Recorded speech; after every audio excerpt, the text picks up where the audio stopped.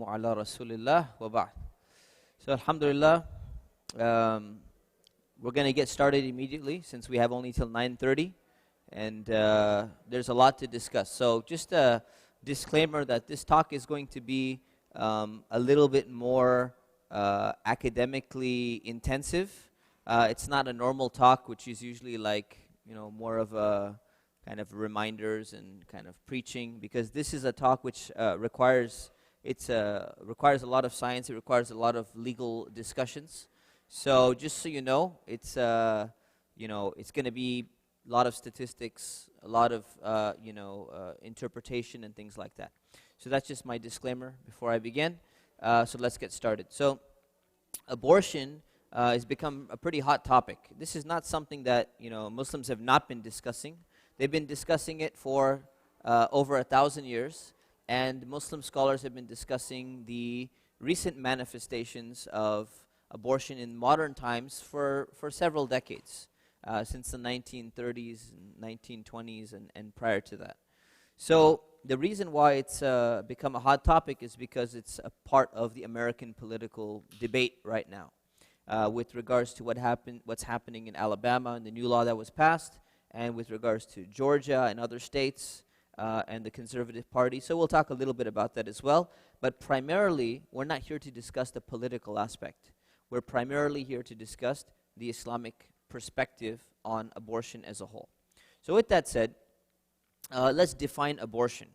So abortion, according to its technical definition, is basically to end a pregnancy through the removal or the expulsion of an embryo or a fetus, right? And the embryo basically becomes a fetus at around somewhere between 5 to 11 weeks of pregnancy.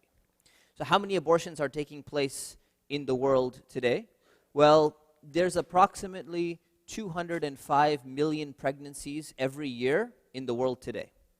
1/3 of those pregnancies are unintended, meaning that the couple was not interested, like they did not have the intention to actually, get pregnant, but they did. And 1/5 of those pregnancies end up in abortion. So 20% of all pregnancies in the world today end up in abortion. So we're looking at about 56 million abortions are performed per year. And if you look at the difference between the countries, 26% of them are in developed countries, and 20% of them are in the quote-unquote developing countries.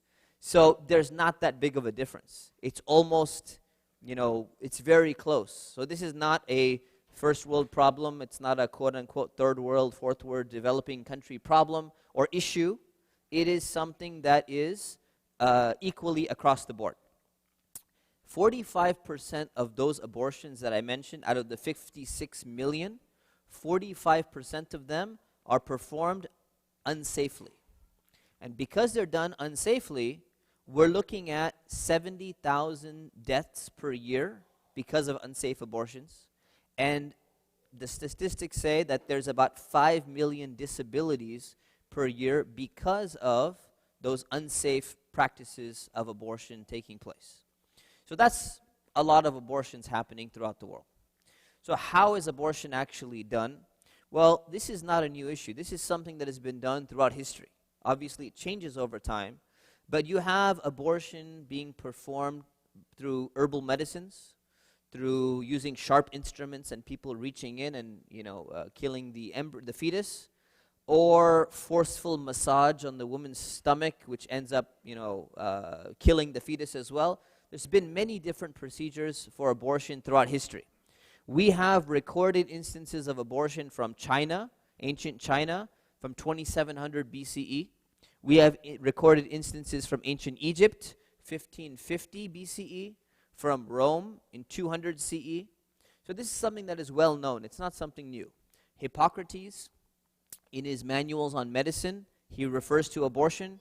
The philosopher Aristotle, he refers to abortion. And there's many, many other references regarding these things. So the way in which it's done today is usually primarily through two means. Number one is by taking a drug. So the woman will take a drug. It's usually going to be mifepristone and a combination of a prostaglandin analog, she'll take it and it'll abort the fetus, or it will be done through surgery.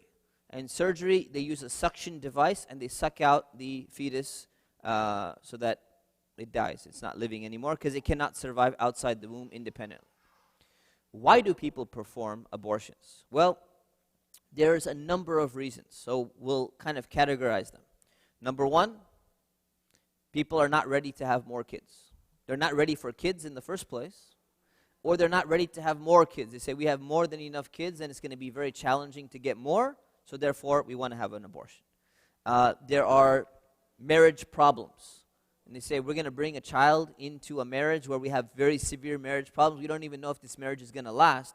We're going to bring a child into that relationship. Or divorce. So a woman is pregnant, and then there's a divorce that takes place.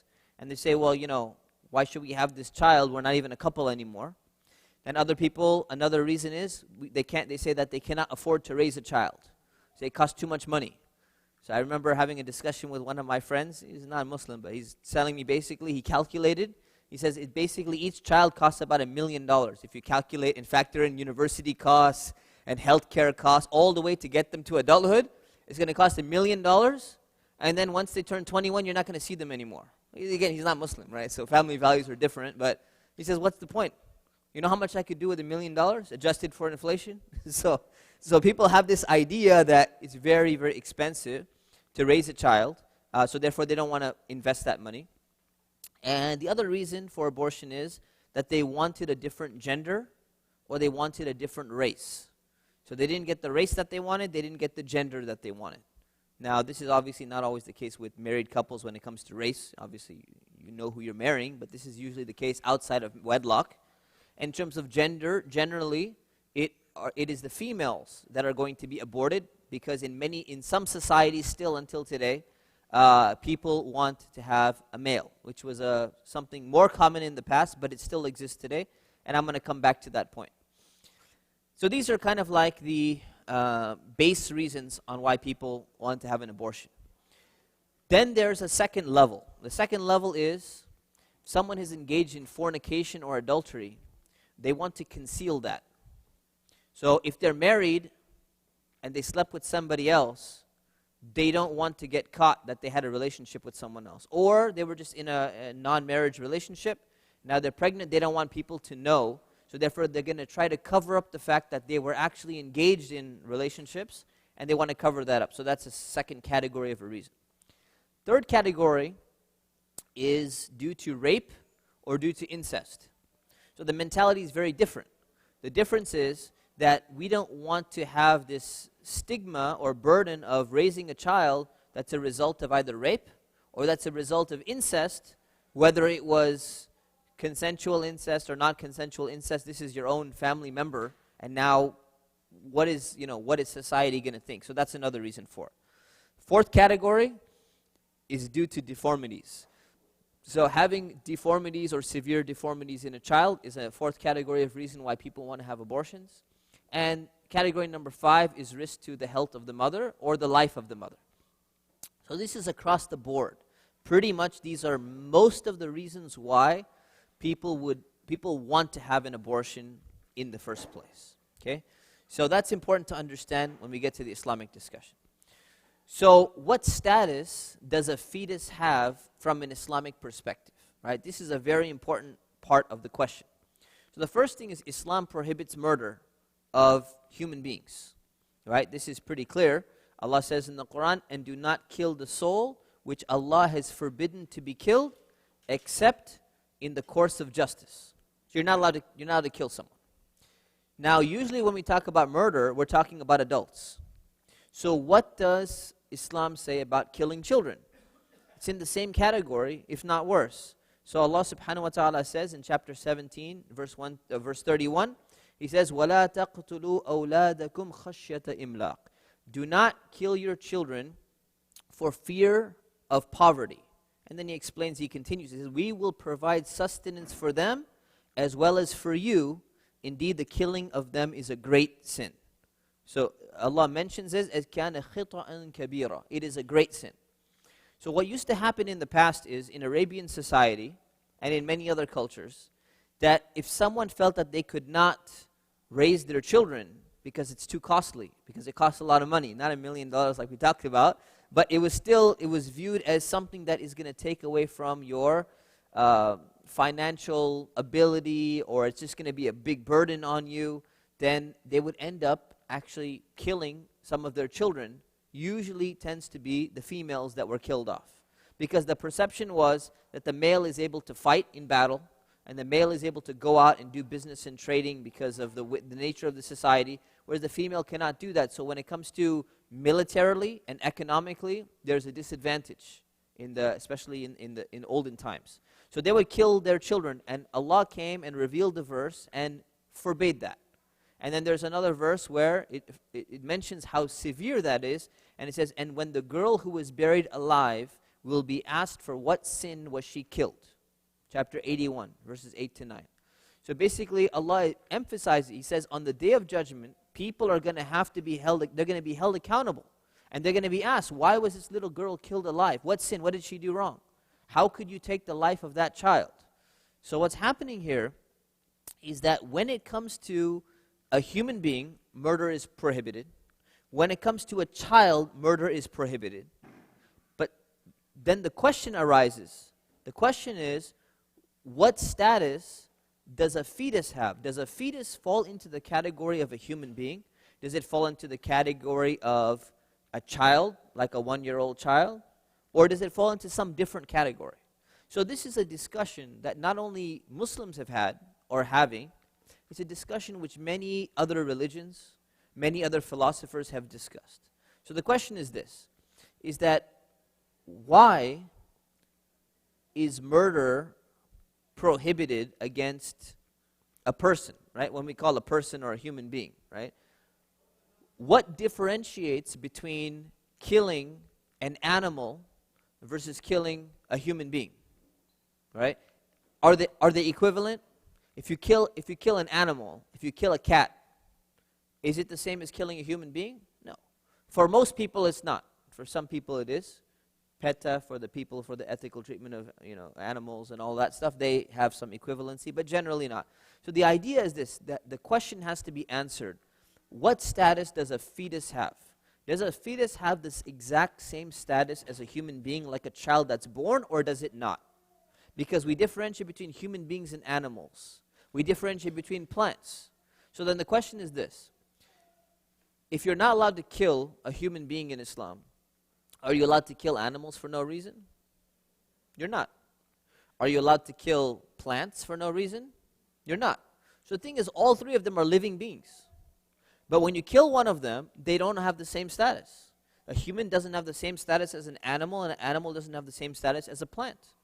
And perhaps animals don't have the same status within themselves. So if you're killing a dog or a horse or an ape, it's very different than killing an ant or a cockroach or something else. So the question is why, right? What is the reason behind the difference? So that needs to be clarified. That needs to be thought through, and that plays a role in terms of what status we give to a fetus. So there's a lot of different thoughts, right? So some people have said, some philosophers have said, that it's because it has a life. So an embryo, a fetus, has a life, therefore it's like a human being. It's like a 1-day-old child. So what's the difference between a 1-day-old child and an 8-month fetus, right? Well, you say, well, they both have life. The problem with that explanation is an animal has life too. So why does an animal fall into the same category? And if you say, well, a plant has life too, why doesn't a plant fall in the same category? They don't. We acknowledge that they don't fall in the same category. So this is not a sufficient answer to say that life is the reason behind it. So then there's a second explanation. The second explanation is, it's because one of them has the ability to think like a human being. So if the difference between an animal and a human and a plant is that the human being can think very different from an animal, very different from a plant, right? So the cognitive faculties are very different. So you say, therefore, that's why we make a differentiation between the three. And since a fetus has the potential to become a human being that's going to think, we're also going to give it certain amount of rights, or it has a special status, like the status of a human being. The problem with that argument is it doesn't stand either. The reason why it doesn't stand is if somebody becomes incapacitated in terms of their brain function, do we put them in the same category as an animal where if we kill them off, there's not going to be accountability for that? So there becomes a problem from that perspective as well. Then you have the third answer, and the third answer is that the thing that differentiates them is a soul. So if a human being has a soul, and that soul has been given to it by God, and God is going to hold those people accountable in terms of once they mature and become adults, if they make it to adulthood, then that soul is what's going to become responsible. That soul is going to make moral decisions between what's right and what's wrong. So there's going to be judgment, there's going to be responsibility. Animals don't have that responsibility. Plants don't have that responsibility. So it's not just life, it's actually a soul, and there's moral accountability or potential moral accountability in the future that's going to exist. So from a religious perspective, from an Islamic perspective, that becomes a core part of the discussion. That a fetus has a very different status than even a developed animal, because it is a potential person that is going to have that moral capacity. The problem on the other side is when there's a discussion in American politics, when there's a discussion on the United Nations front, you have many people who do not adhere to any religion. And if they do not adhere to religion, or they're not very concerned about religion, they don't believe in a soul. And if you don't believe in a soul, then what's going to happen? The entire discussion is going to be around defining what is life, defining what is, cognizance in terms of intellectual capacity, right? And using all of these other factors and markers. So if you go and look at any university in the Western world, for example, in a secular university, most of the discussions about abortion, about rights, about human rights, about the rights of humans, about the rights of animals, about the rights of the environment and plants, and about the rights of a fetus or a zygote or whatever it may be, blastocyst, whatever stage it is, it's not going to be grounded in the idea of a soul existing within that thing, because there's no religious framework. It's a secular discussion. So when you remove God, and you remove the soul, and you remove accountability from the picture, your entire discussion has to change and flip. And that's what we're seeing today, particularly in America. So that's just some philosophy as well. People have been discussing this for a long time. So Aristotle wrote in his book Politics around the year 350 BCE. He said the line between lawful and unlawful abortion will be marked by the fact of having sensation and being alive. Again, Aristotle believed in God, but he did not have like a religion, right? He did not have Christianity, he did not have Judaism, he did not have Islam. Allah knows best what was in his heart. So his explanation is this, that if this fetus has sensation, right, it can sense either something around it, or in today's discussion, it can feel pain, then we're going to give it a special status. If it cannot feel pain, we're going to remove that special status from it. The second point he says, and it's alive. So alive part doesn't really work, right? Because the definition of life is, very different between plants, animals, and human beings. So Muslim scholars also had a problem trying to figure out what status does a fetus have. The reason why is because even when they believe that the fetus has a soul, and I'm going to talk about 120 days, after 120 days, all Muslim scholars agree that the fetus has a soul, and the soul is breathed into that fetus. The discussion among Muslim scholars has been that if the fetus dies after 4 months, after 120 days, are we going to give it a name or not? Imam Abu Hanifa and the scholars from the Hanafi school of thought said, no, that we're not. Are we going to give it a burial the way that we're going to bury a one-day-old child? Or are we going to differentiate between the two? A child that died before it was delivered and a child that died after it was delivered. Is there a differentiation between the two? So you find Muslim scholars like Imam Abu Hanifa saying that there is a differentiation. We're not going to give it the same type of burial. The same question was, can a fetus own property? So what can happen is, a 1-day-old child that has been delivered, it's allowed to own property, right? In the sense that if it dies and it had property in its name, what's going to happen? That property is going to be inherited to its heirs. It's going to be inherited to maybe its siblings, maybe its parents. Obviously, there's no children in the case 1-day-old child. So there's an aspect of inheritance that's going to play a role. Then there was another question that came. So what's happening is, even though it had a soul, it was not given the same status as a 1-day-old child that has actually come in. So there's a differentiation between the status. And then in Islamic law, there was another question during the time of the Prophet, peace be upon him, that there was a woman who was killed, and she was pregnant.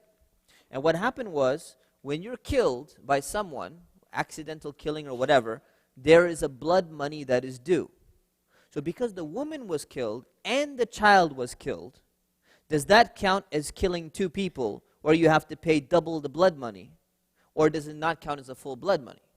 So what happened was, one of the rulings, now I'm not going to discuss the authenticity of this hadith, but this is there in classical 1400 years ago Islamic discussions, that they said that the miscarried fetus, which was forcefully killed because of the death of the mother, intentionally done, it carries 1/10 the value of the blood money that was supposed to be paid. So what does that mean? I know I'm getting very philosophical, so I hope I'm not losing everyone, but basically what's happening here is, we're talking about a fetus that has not been born. 1 day before it's been born, if it dies, it has a different status than 1 day after it's born. So there is a dividing line between birth and between non-birth, even though the soul exists within that fetus already. So these are some of the markers that we're talking about. So just keep that in mind when we get into this discussion now.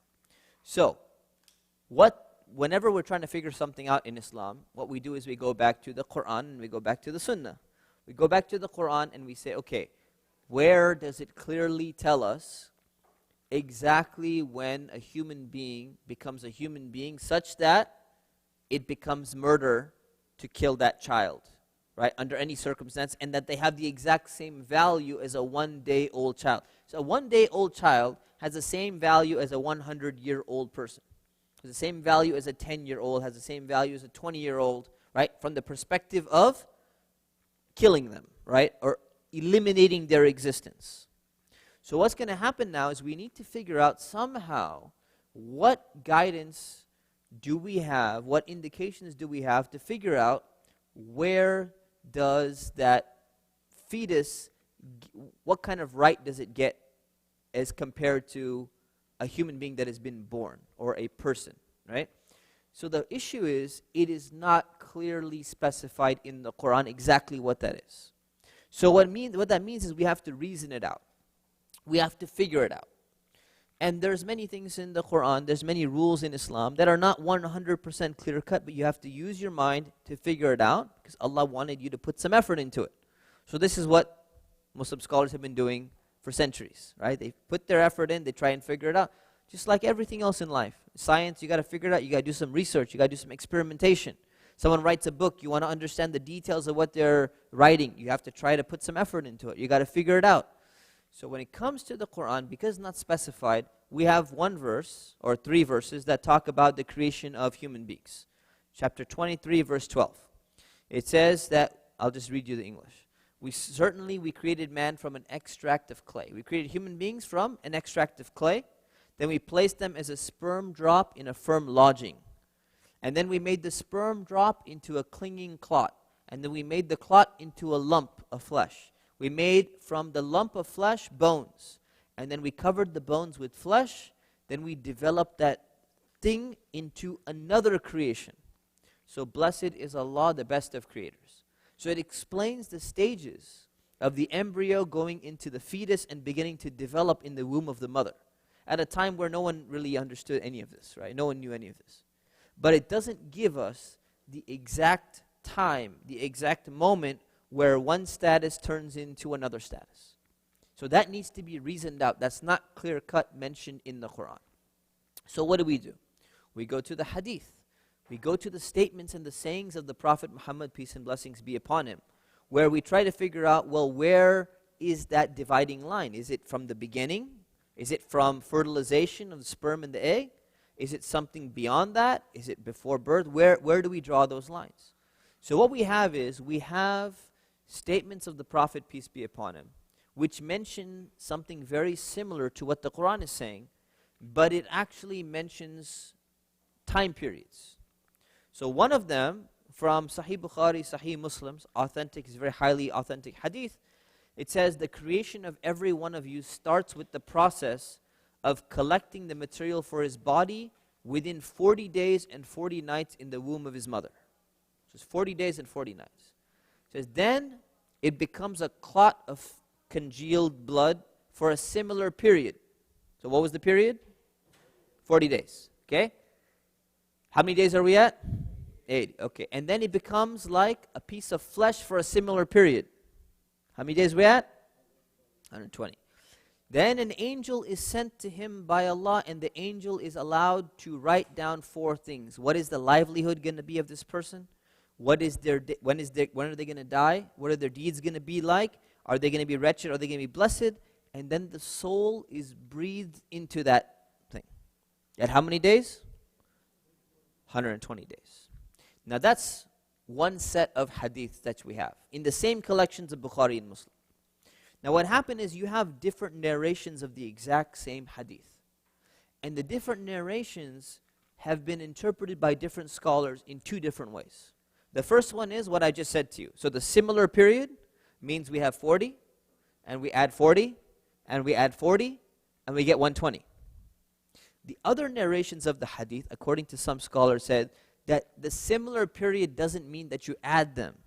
It means that all of these things are happening in the exact same 40-day period. You see the issue? You see what's happening? Same hadiths, same narrations, same collections of Bukhari and Muslim, and you're getting 2 interpretations. So what has happened now is, the question is it 40 days for each stage, or is it 40 days in total? Because what we have is, at the end, the soul is breathed into that fetus. So is the soul going to be breathed in at 40 days, or is it going to be breathed at 120 days? Now what you have is, the majority of scholars throughout history have said it is 120 days. And a minority of scholars have said it is 40 days. All right? So what you're going to get is these 2 markers, or these 2 timestamps over here. Now, you can sit here and analyze this hadith and look at the science and say, okay, well, wait a minute. It was assumed that osteogenesis, which is the development of the bones, it was believed to be at the 17th week. But that's not the case. The development of the bones, osteogenesis, actually develops around the 6th week, which is at 40 days. But what did the Quran actually mean when it described that? What did the Prophet, peace be upon him, actually mean when he described that? Becomes a discussion. Okay? So because we have something that is not 100% clear-cut, we have like a gray area, but we have at least a framework through which we can work with. Okay? So that's the framework, and I'm going to come back to that in a moment. Now, if we want to set this discussion up, the first thing about, now that we have these 2 timestamps, I'm going to come back to that. Setting up the discussion, first of all, let's talk about procreation. So what does Allah say about procreation from an Islamic perspective? Okay, without going into all the evidences and all the detail, we can say that Islam encourages people to have children. Okay, having children is something which is encouraged. Why? Because you raise them correctly, you raise them right. You have actually brought into the world, by the permission of Allah, a child who you can shape. Hopefully, if you're a righteous person and you're putting the time and the effort into them, right? You will shape someone and you will raise someone who will become an asset to society. So not only is it a need so that the human race doesn't die out, but the goal is that Islam teaches that it's a correct religion. It has the absolute values. And if Muslims are going to follow Islam, then if they're producing and they're raising righteous children, what's going to happen? They're going to bring more goodness into the world, or potential goodness, right? That's the hope. So the encouragement to have children is there in Islam. Okay, it's not just something like, you know what, it's if you feel like it, you have children. No, it's not just if you feel like it, you have children. Having children is actually something that is encouraged in Islam. But on the flip side, you have contraception.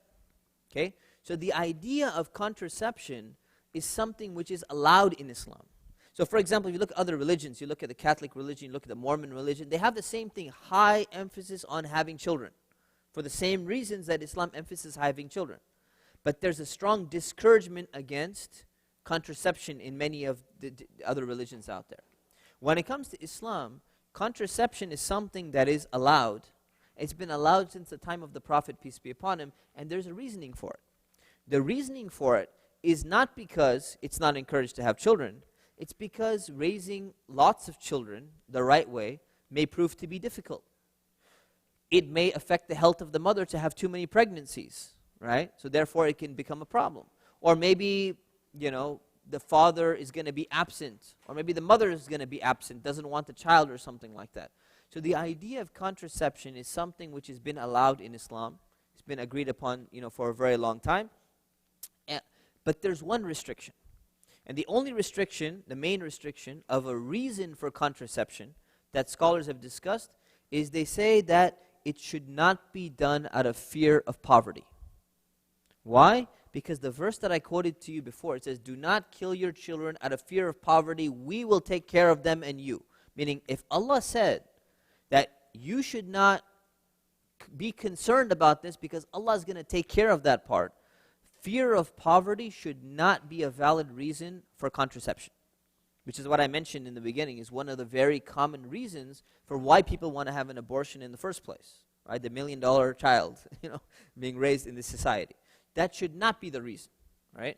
So that's number one. Number two, contraception should be, well, let me give you the hadith. Jabir ibn Abdullah, may Allah's peace be upon him, he's a companion of the Prophet, he says that we used to perform azl or coitus interruptus during the lifetime of the Messenger of Allah. And if it was something that was punishable, if it was something that was not allowed in Islam, the Quran would have prohibited us from doing so. So meaning it's clear cut, the Prophet knew that this is what we're doing, and he allowed it, right? So this is not an issue. As long as the contraception is reversible, it's not permanent, and as long as it's done prior to fertilization, it is allowed, pretty much agreement for the most part. The last condition on contraception is that both spouses are supposed to agree. This is not a unanimous thing because both spouses, when they're married, they both have a right to children. So it needs to be done with the permission of both. So that is procreation, okay? Now what happens is that if contraception fails, if it doesn't work, right, which in many cases it doesn't, meaning that you didn't have the intention to do so or you didn't use it in the first place, then what will happen is when pregnancy occurs and fertilization takes place, people are going to say, well, it was God's will that the contraception didn't work. Or it was God's will that we didn't want to get pregnant, but we got pregnant. So now what do we do about that? So one way of people's general thinking is, for many Muslims, is that if it's God's will, then because it's God's will, we have to stop it. We cannot interfere with it at all because this is what Allah subhanahu wa ta'ala had planned. The problem with that is if it was God's will, then we wouldn't be using contraception as well, right? The way that we have to understand when we say something is the will of God, everything is the will of God. Everything that happens from an Islamic perspective is the will of God. So when we get sick, do we just remain sick and we say this was the will of God? No, we take some medicine. We're allowed to take some medicine. The Prophet, peace be upon him, said that as well. So what we can do is we're allowed to utilize means to rectify a condition that we don't necessarily want to be in, but we don't put our faith in that cause per se, if we're allowed to do it. Right? So this is something that happened before. When Umar ibn al-Khattab, the second, may Allah's peace be with him, he was the second Khalifa, a very important companion of the Prophet, peace be upon him. When he was traveling, he was going to a land that was hit by the plague. And what happened was, when he was told that the plague is in this area, he decided he's going to turn around. So one of the companions criticized him and said, are you running away from the will of God? And he said, yes. I'm running away from the will of God to the will of God, right? So what he meant was that everything's going to happen by the will of God. But if I'm leaving, that doesn't mean that I'm going against the will of God. I'm supposed to utilize the means. So this is, I wanted to address that part of the discussion as well, okay? Moving on. Muslim scholarship. Okay, what has Islamic scholarship said about abortion, past and present? First of all, let me define something. Why is it even important? There's a lot of people who are like, why do we even care what scholars have to say? We should just go directly to the Quran and Sunnah and figure it out ourselves, right? Or we should just figure out what Islam says according to us. We don't need to see what other people have to say. They're human beings, and we're human beings, and all opinions are the same. The thing is, this is not that Muslim scholars, historically, past or present, it doesn't mean that they're infallible. There's no ordained clergy in Islam where, you have to listen to them. But the idea of studying the intellectual thought of people who have put in time and effort to try to understand a circumstance or understand an issue is very important. We do this in all fields. We study what people of the past have said with regards to medicine, with regards to economics, with regards to politics, rather than just saying, I don't need to read what anyone has to say about the subject. I'm going to figure it out all on my own. Actually going through, number one, will give us an interpretive method to see how we approach the issue of abortion. And number two, oftentimes people who are living in a period or living in a certain era, they can tend to have either their own biases or their own emotions alter their perception of things and make them more subjective and less objective. So when you see someone who's outside of your own context trying to understand the same issue but from a different perspective, you can actually learn a lot from them. So that's why we study intellectual thought. So what if Muslim scholars had to say regarding abortion? They put them into different stages. So they say stage number one, okay, is from fertilization to 40 days or 42 days. I'm not going to get into why 42, but we saw the number 40 from the Hadith, right? So from fertilization to 40 days, right, what's happening is that you have scholars saying that abortion should still not be done unless you have a good reason to do so. Okay, so this is the general opinion. You should have a good reason if you're going to perform an abortion. So I'm not going to get into too many differences of opinion, but what are good reasons for an abortion during this stage, from fertilization to 40 days? So some of them, I'll tell you some good reasons and some bad reasons, right? The worst reason would be fear of poverty. Why? Because if you're not allowed to do contraception due to fear of poverty, you're not allowed to do abortion due to fear of poverty, because of the verse that Allah subhanahu wa ta'ala has mentioned regarding that, and the general emphasis that, things will be taken care of. That should not be the biggest concern that you have, all right? The second, there's a good statement by Dr. Hatim al-Hajj, one of the scholars in America, and he's a medical practitioner by profession. He says, abortion in the first 40 days of pregnancy, upon the mutual agreement of both parents, is permissible for a legitimate cause, such as the woman's fear of not having the capacity to raise a newborn child. So there's a difference between fear of poverty and just being so overwhelmed to the point where I'm not going to be able to take care of this child properly. But let's finish his statement. He says, having said that, it is always preferable to avoid that. And if one relies on Allah's help and puts his or her trust in Him, He will not let them down, and that fetus may become their favorite child one day. If you look at it from that perspective. So basically what it says is that, you have a potential valid reason for aborting that fetus during this time, but it's not recommended to do so. In fact, what's recommended is to try and overcome that obstacle. Feeling a little bit overwhelmed, feeling a little bit stressed out, you're really busy with a lot of things, you should try to overcome that as a recommendation. But if you can't, you have the permission, you have the option to do that abortion at that time, because this would be an example of a valid reason. Let me give you an example of a not very good valid reason. So, in many countries in Asia, there's a preference for I mentioned preference for male children in history. So in many countries, particularly in Taiwan, South Korea, India, and China, What happens is there's a preference for male children. And abortion is used as a reason to actually get rid of female fetuses so that they can go and keep on trying in order to have a male. Is this a good reason to do an abortion even if it's prior to 40 days? It is not. It is not a good reason. So what I want to clarify is there are good reasons, there are bad reasons, and even if there's a good reason, it's still recommended to continue even if you have like some kind of good reason of maybe not being able to take care of it. Another common reason during this time is getting an abortion due to divorce or family problems. Again, now this is going to depend on how bad the situation is, how much, tension is there, what effect is this going to actually have on the family in terms of the divorce, are they fighting this out in court, all of that.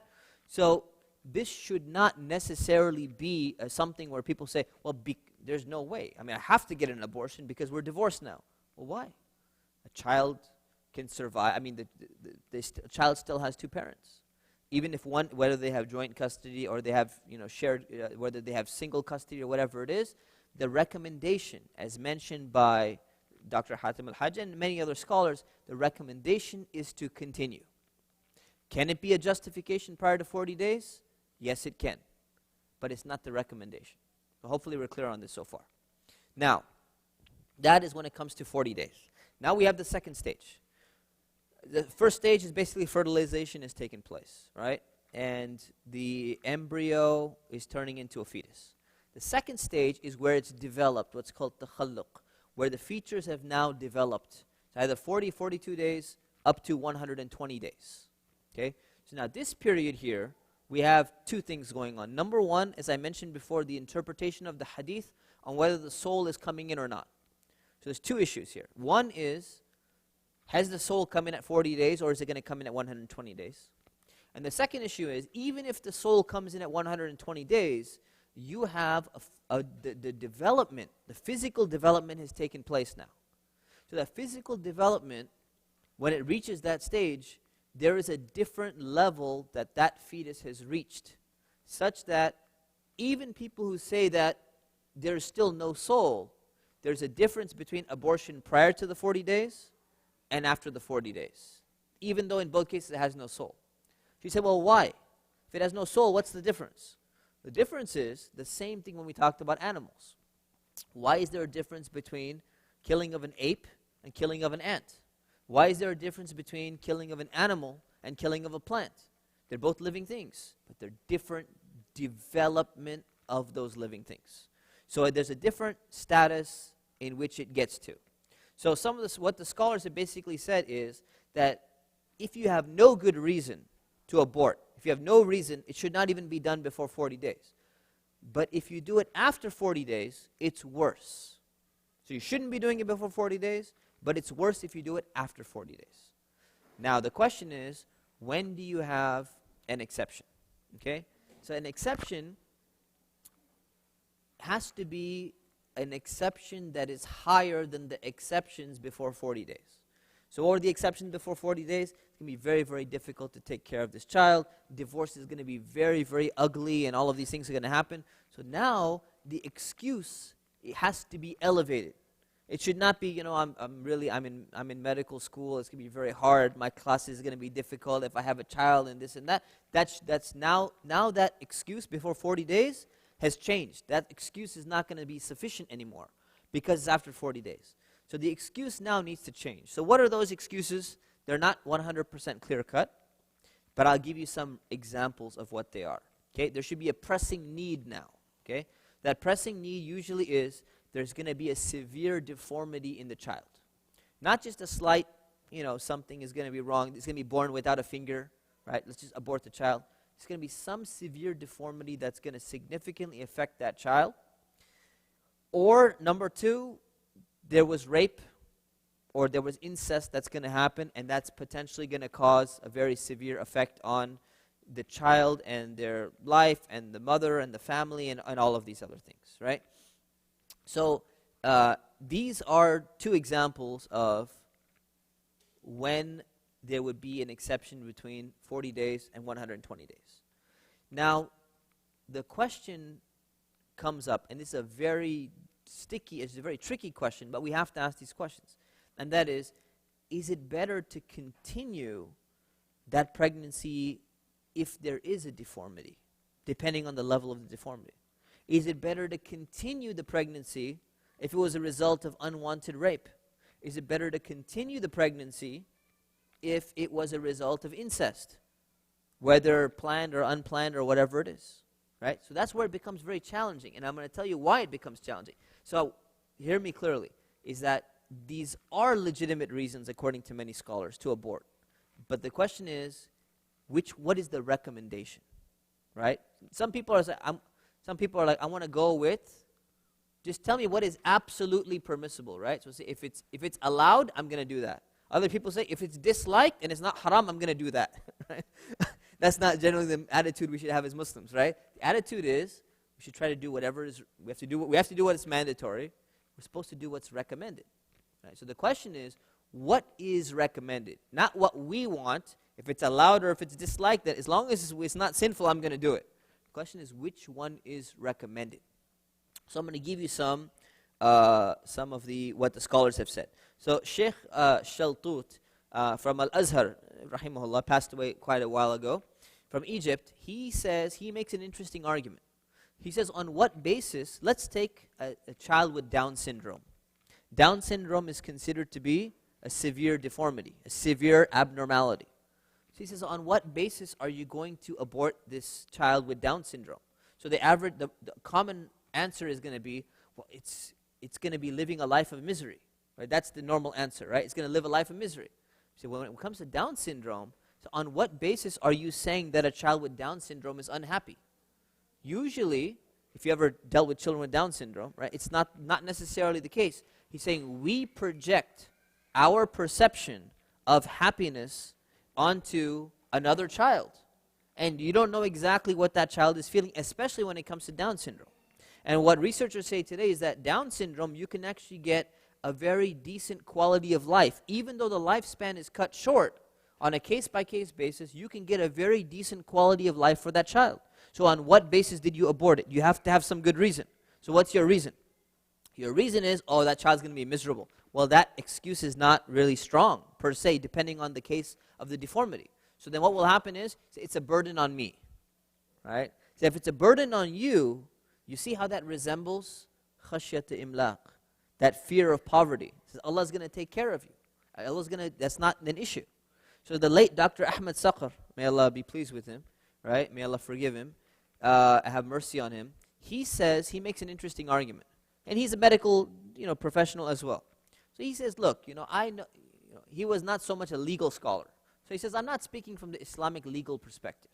He says, I'm speaking from what we should be doing. Okay, so this is his argument. He says, when you see a house being constructed in the middle of its construction, you're going to go and you're going to look around, you see all these parts all over the place, pieces everywhere, and you're like, oh man, this is horrible, it looks bad. And he says, if you just wait a little bit, what's going to happen? You see the finished house, and you fall in love with it. And you say, this is absolutely amazing. And he's saying that it's the same thing with a child. That child that has an abnormality, that child that has some kind of deformity, he says for many parents who decided that they're going to stick through it, that became their favorite child. That became something for them that they said, no, this is a child that's definitely worth raising. It's worth the effort. And his argument is, this could be your ticket to Jannah. It could be your ticket to paradise, right? So this is something that you may be rewarded for it. Why would you want to just terminate it? And the thing is, let's say your child is born healthy. After 1 month, it can could be in a car accident and develop some deformity. What are you going to do in that case? You're going to abort it? Not necessarily. No, of course not, right? It's be murder. Not necessarily. Of course not. But what are you going to do? You're going to take care of it. Are you going to be like, too much of a burden. I'm just going to give it up for adoption, outside of this discussion of adoption, outside of the scope of this discussion. You're just going to give it to someone else, say, it's too much of a burden, I don't have time to take care of it. You're not going to do that, right? For the most part, right? You're still going to take care of it, and you're going to be rewarded for taking care of that. So he makes this argument, which is an interesting argument. Another Sheikh Jadul Haq, who was the head of Al-Azhar several decades ago, he made a similar argument. He says that a deformity today, he says science is rapidly increasing in terms of technology and what we can do. A deformity today could be cured in a few years. It could be cured in a decade. And he says, how do you know? That may not become your favorite child and that deformity can be cured so that you got rid of that child. So these are some arguments in between, even though there's a permission to abort that child in those extreme deformity cases, right? That's not always necessarily the best route to take, okay? Stage 3 is after ensoulment, according to most scholars, 120 days. After 120 days, this fetus now is not a human being, but it has a soul. Therefore, it is impermissible to kill it. So it goes to the next level of impermissibility. The only time that this fetus can be killed would be with an extremely pressing need, which would only be in one case, and that is the life of the mother is in danger, right? So if the life of the mother is in danger, what ends up happening is you can only save one of them. So what do? You save the one that has a certain life already. The life already exists. This is a potential life. It's not been born yet. You don't know what's going to happen. So you choose the lesser of two evils in the situation. You go with the life of the mother. So that is the discussion there. So what you have is you have a range of permissibility in terms of the default on abortion is it should not be done. To the point of Maliki school say it's absolutely prohibited. Should not be done at all unless it's to save the life of the mother. And then you have like the lenient Hanafi school that says no, you have any type of these excuses all the way up till 120 days. The excuses get more severe after 40 days. Less before 40 days, more severe after 40 days. After 120 days, only one exception, life of the mother. Okay. Now, all these days that I mentioned to you, don't get confused. So these are Islamic days, quote-unquote Islamic days. So physicians, they do not give you the numbers that I'm talking to you about right now. So physicians, they will give the date of pregnancy as the time of the last menstrual period of the woman. So what happens is, when they say 134 days, it is 120 days. So it's very similar to the Gregorian calendar and the lunar calendar, right? When you're paying your zakah, right, and you say, I pay my zakah every year. Which year do you pay?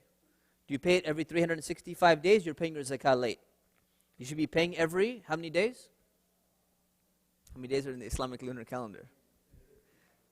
We've got a problem now. 354 days. So, 5 minutes, inshallah. 5-minute delay. Well, yes, inshallah. 9:40 is better, inshallah. Jazakumullah khair. Barakallah fi. It's okay? Inshallah, okay. All right, so I want to take questions as well. So what's happening is, be careful about that. The days are not the same, okay? So 134 days of pregnancy today, according to medical physicians, is actually 120 Islamic days of conception. Now let's move on to American politics, okay? There's this debate.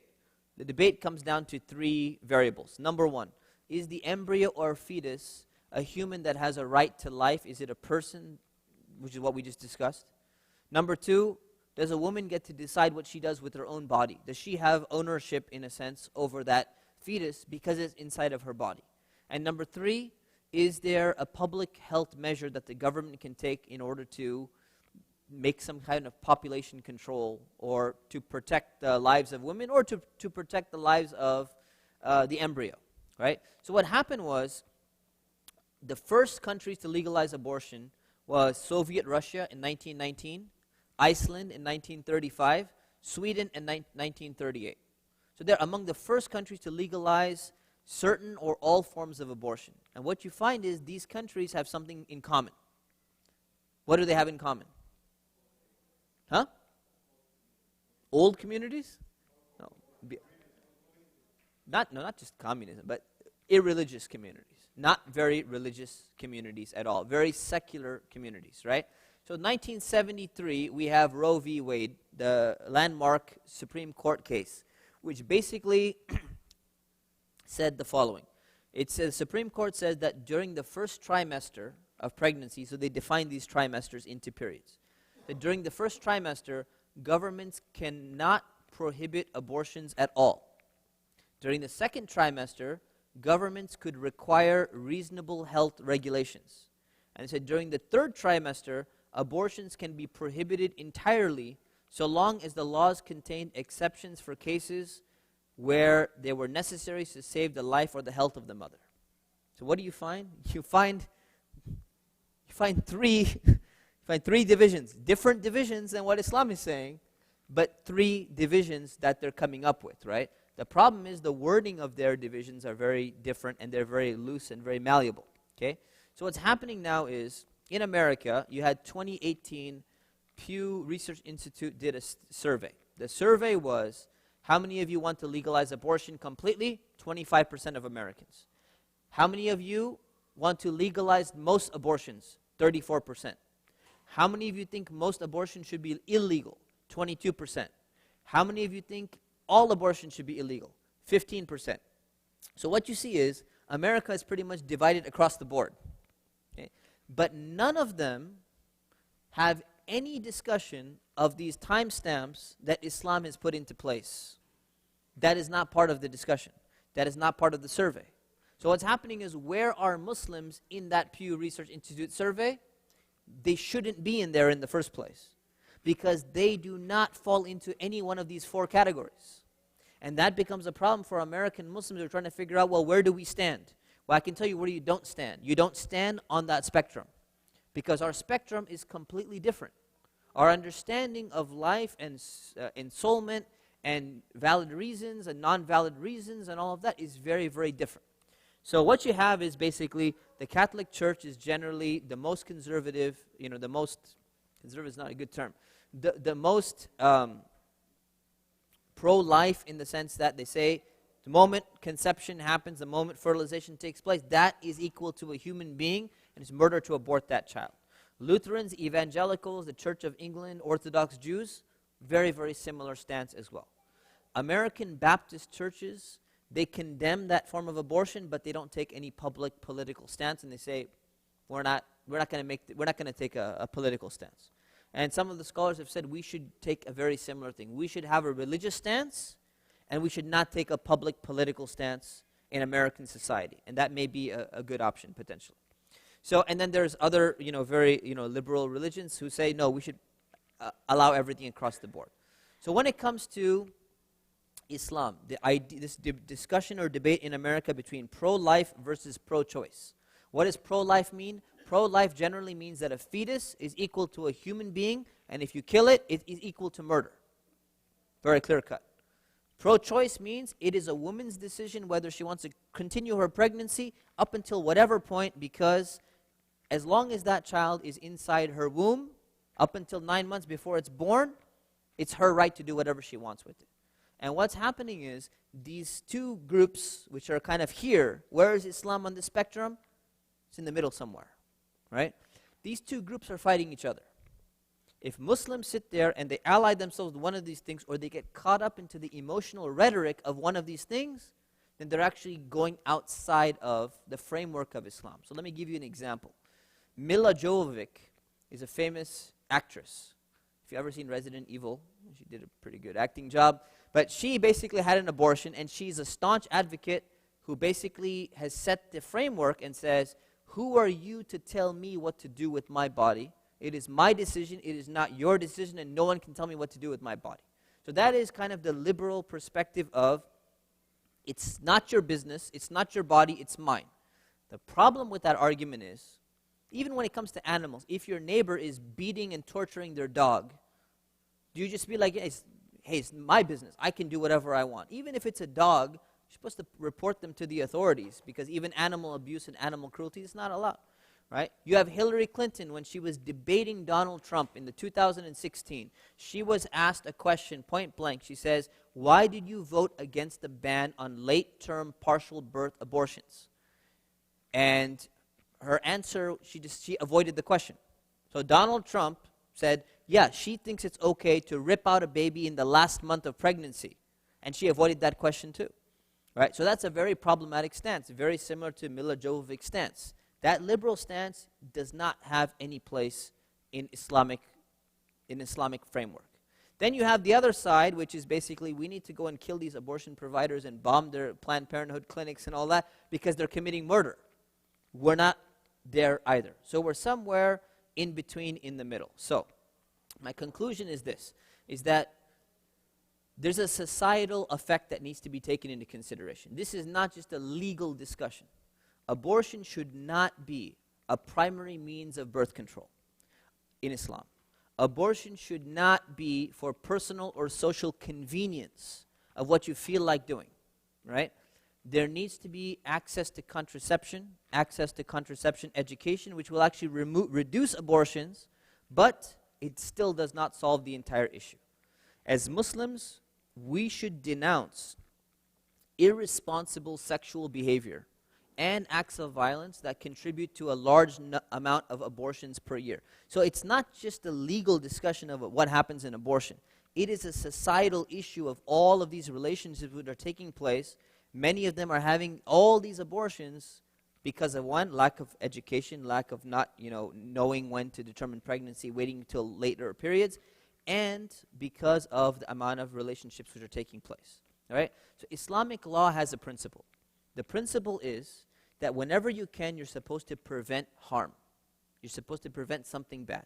So if the mother's life is in danger, the principle of prevention of harm goes into place.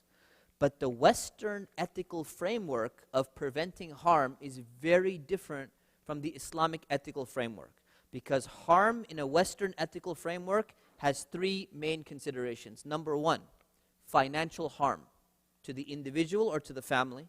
Number two, emotional harm. And number three, independence harm, meaning taking away your independence to choose and having your freedom of choice. These three variables are not primarily considered in Islamic law discussions of harm. So I'll conclude by saying that we as a community need to invest our time and effort into more scholarly research to tackle these issues and to educate the Muslim community about where we really stand on abortion, because we neither stand on this side nor do we stand on that side. I'll open up for a few questions, inshallah. Yes.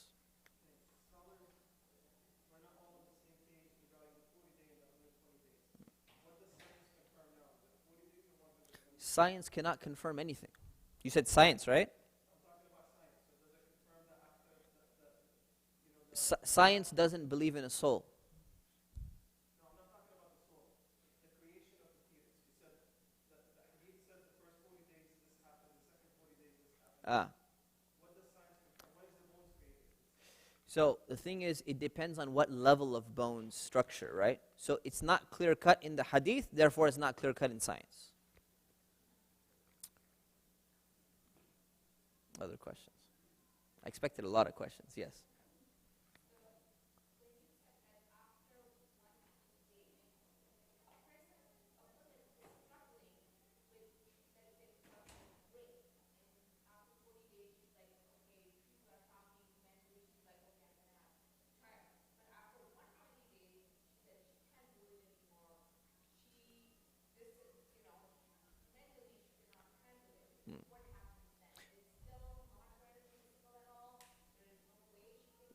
Correct. So she should go for counseling in that case. So it should have been done before 120 because ensoulment has taken place.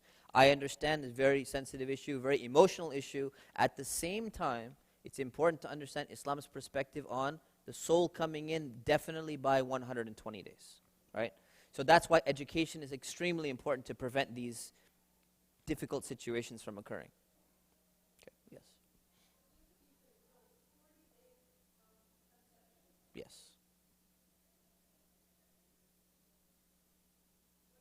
Yes, go ahead. When I say there's bad reasons, is it a valid reason? No, when I said bad reasons, it's invalid reason. Yeah.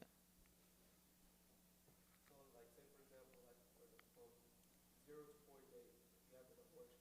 Is it, like, haram or without any reason? No, so 0 to 40 days, is it haram without any reason? Oh, without any reason, yes. Without any reason is prohibited. There needs to be a reason.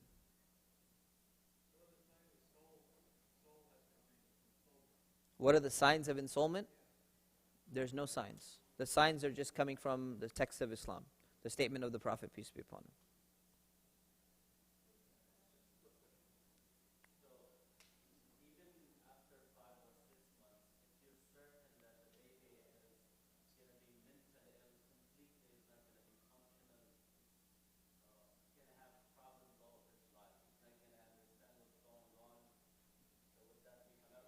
No, still would not be allowed. After 120 days, the only exception is going to be that the mother's life is in danger. Go ahead.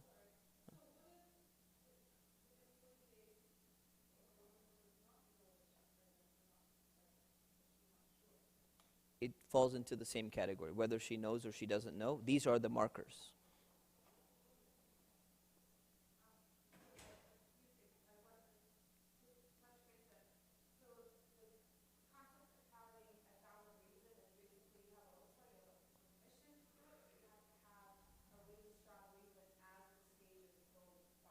Exactly. Yes. It's almost like breaking your fast in Ramadan. You need a good reason, otherwise you're not supposed to break your fast, right?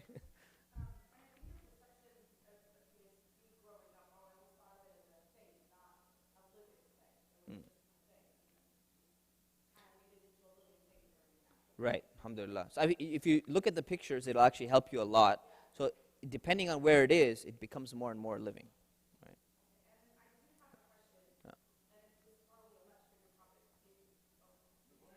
Yeah, we're gonna go pray, inshallah. Should we go and pray? What we'll do is we'll go and pray. Hold on. There's like a few more. So I'll tell you what I'll do is, brothers have no more questions, right? After the prayer, I'll walk over to the sisters. I'll walk over to the back of the masjid. Anyone has questions can come to me. Okay? Sound good? Inshallah. Subhanakallahumma bihamdik nastaghfiruka Allah wa natubu ilayk. The last thing is always consult a scholar before taking your own exception into your own hands, because you should determine whether you fall into the exception category with the help of a scholar. Allahu Akbar, Allahu Akbar.